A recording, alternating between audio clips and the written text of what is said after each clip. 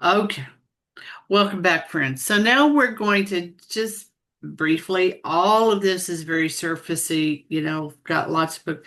But I think it's still going to be instructional, even though we're not going to be going into Warren Carroll, even though he does help with understanding of this, which is what? Personal observation, holiness developed over time. So the world I live in is impatient. Political leaders are judged by the first 100 days. Pundits look for immediate signals. Critics demand instant proof. But the church is not built on sound bites or quarterly reports.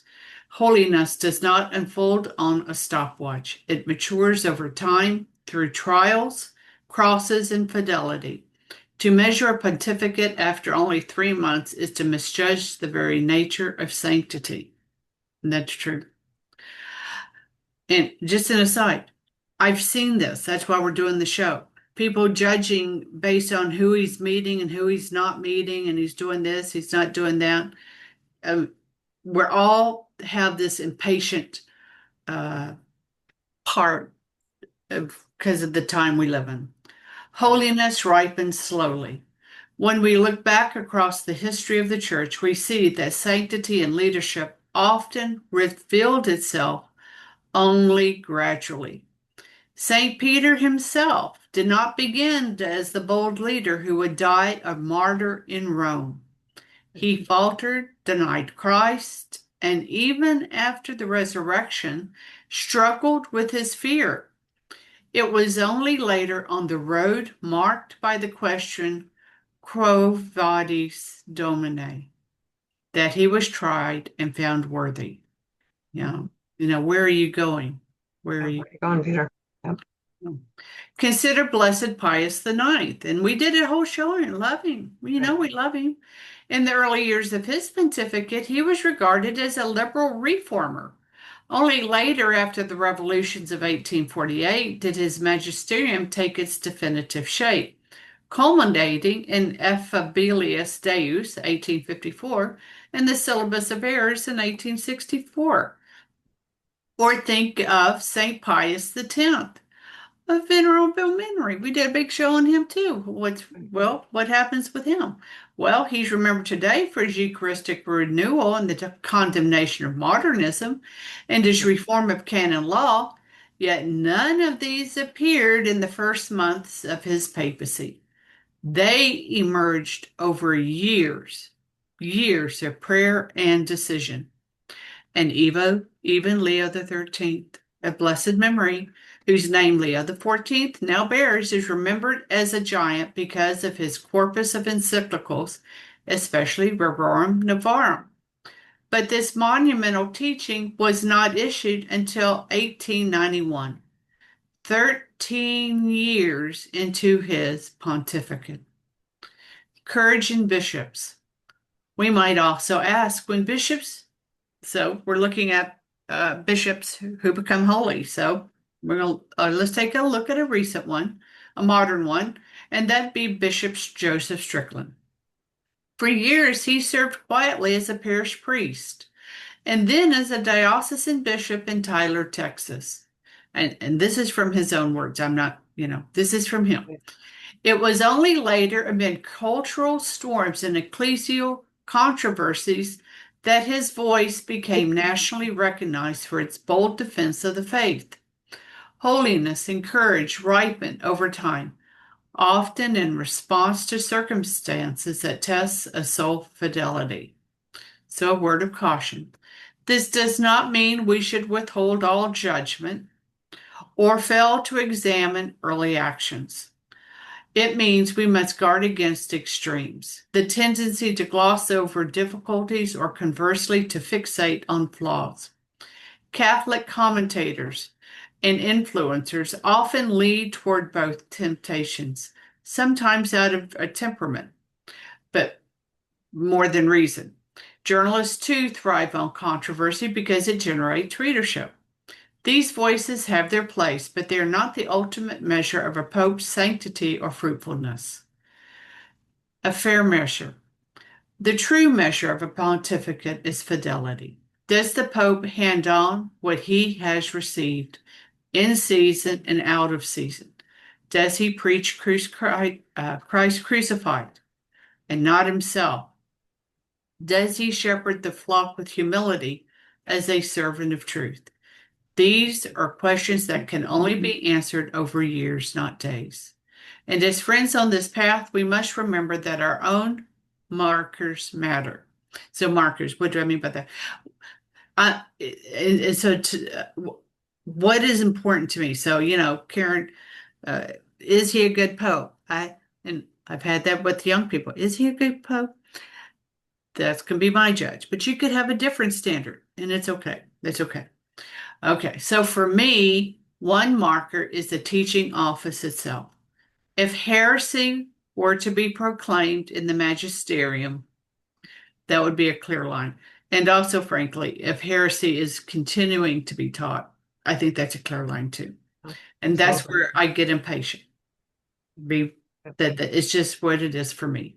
But even here, there are two parts to consider: the message or idea being taught or permitted, and the mechanics of implementation.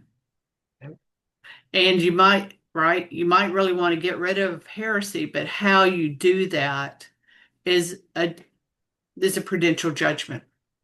The message must always conform to the faith once delivered to the saints. We don't have this novelty running rampant, but the mechanics, however, involve prudential judgment, which can be wise or faulty, clear or clumsy.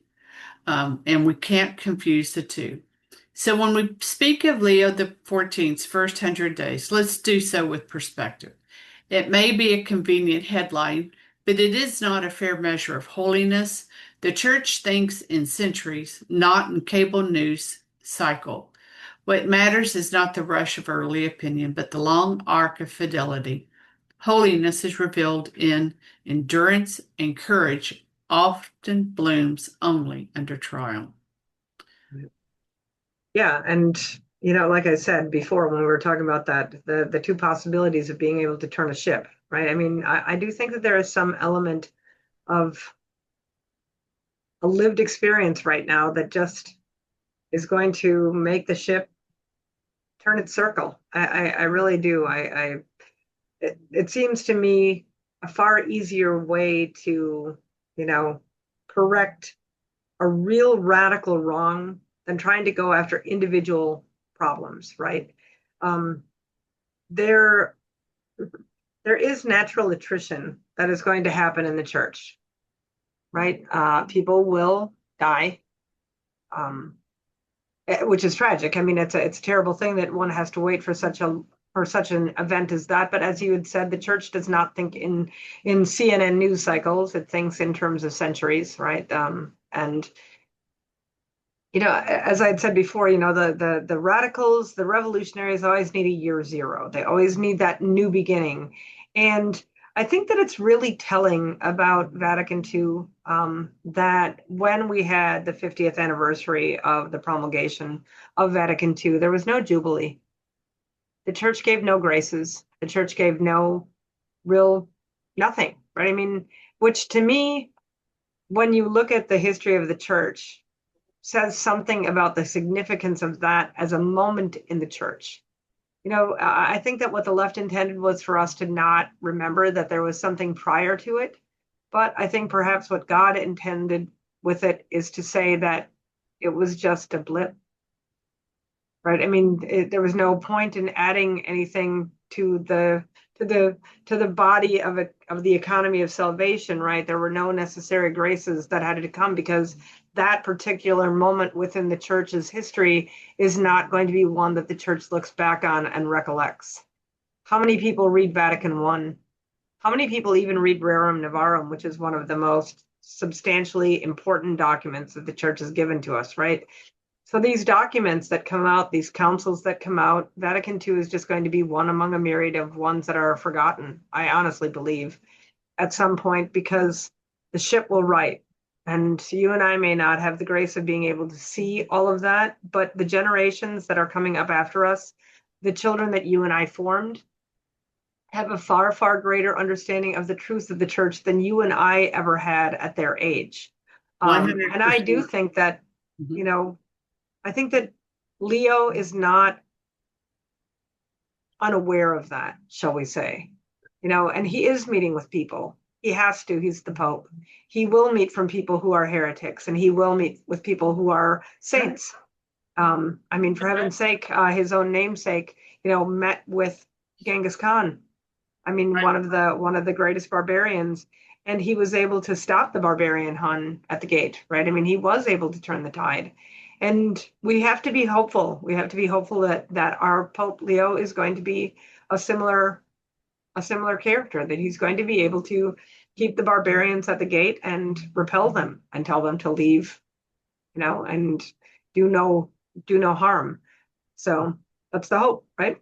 That is the hope. All right, friends. I, of course, we have cautions. We have some cautions to consider what the papal office is and is not. Right. But till that time, Fides Oratio.